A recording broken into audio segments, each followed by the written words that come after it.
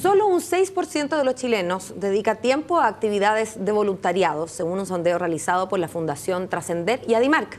El estudio indicó que los motivos para no realizar este tipo de labores son la falta de tiempo por una parte y también el simple desinterés. Bueno, las ciudades con más voluntarios son Arica, Valdivia y Antofagasta, y en el otro extremo están Coquimbo, Concepción y Coyhaique. De ahí que cabe entonces preguntarse, ¿somos solidarios los chilenos?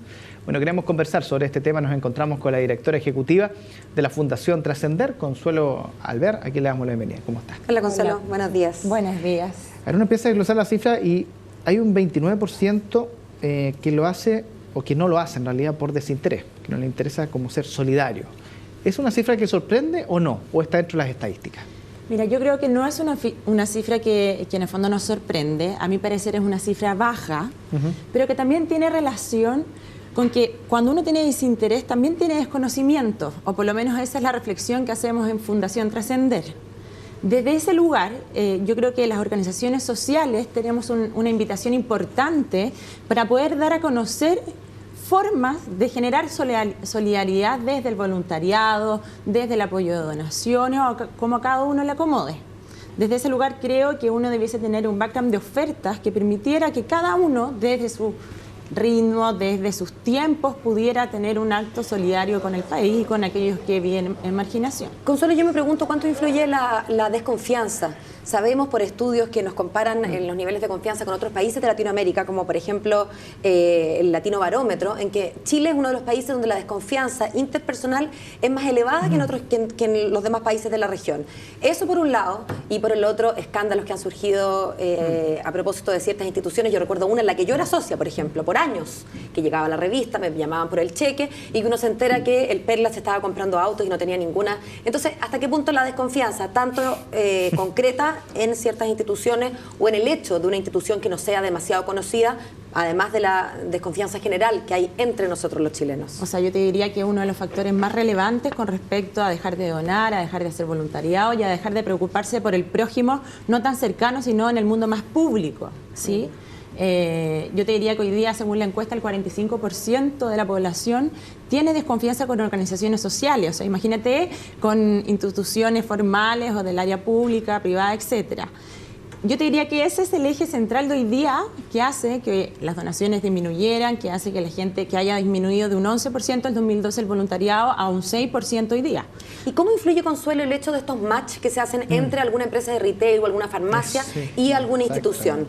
De repente son instituciones que tienen como respeto público, me da la sensación, pero cuando su manera de recaudar es deme el vuelto en la farmacia o deme el vuelto en tal o cual supermercado, ahí ya empieza la desconfianza. Primero porque algunas de estas empresas de retail o farmacias han estado en el entredicho incluso a propósito de ciertos fallos judiciales, pero además porque empiezan los rumores de si en el total se descuenta IVA, si al final no hacen un negocio con mi vuelto. Sí, efectivamente, es una donación, etc. Exacto. Entonces, ¿cuán al final inteligente ha sido para estas instituciones, digamos, casarse o asociar marca con estas otras? Mira, yo te diría que hoy día, según la encuesta, el 92% de las personas que donan dinero la donan a través de la devolución del vuelto. Sí, de ese sistema. Yo te diría que hoy día hay un proceso en el fondo ha bajado este proceso debido a que hoy día efectivamente las personas creen más en organizaciones sociales con una marca estandarizada que en estas empresas. Por lo tanto, la pregunta está: ¿cómo va a seguir esto? Si realmente estas organizaciones sociales, debido a este 45% de desconfianza a ellas, van a querer haciendo en el fondo compartir esta marca. Ahora, yo interpreto, por lo menos desde las cifras que hemos estado aquí conversando, que si por un lado un 92% ayuda, pero a través de esta evolución del vuelto, y por el otro lado tenemos que los voluntarios bajaron de un 12 a un 6, tenemos que, al parecer, hay un tema como del tiempo que uno le destina, o del día a día, o de los ritmos que hacen que al final se esté desviando, veo yo nomás, esta ayuda a través de lo monetario por vuelto, que destinar mi tiempo a la ayuda por otros o al voluntariado.